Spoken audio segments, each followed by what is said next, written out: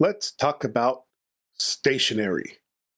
We use stationery for writing, drawing, and studying. A pencil is a tool for writing and drawing. You can erase what you write with an eraser. A pen has ink inside. Ballpoint pens are very common. A ruler is used to draw straight lines. It helps you measure length. A pencil case is a small bag or box for keeping your stationery. Students carry one every day. Notebooks have many pages for writing. Students use them to take notes in class.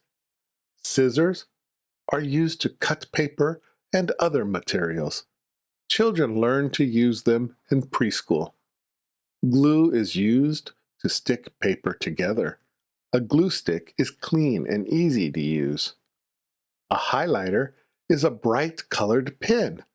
You use it to mark important words in a text.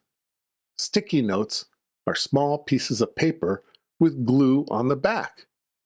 You can stick them anywhere and remove them easily.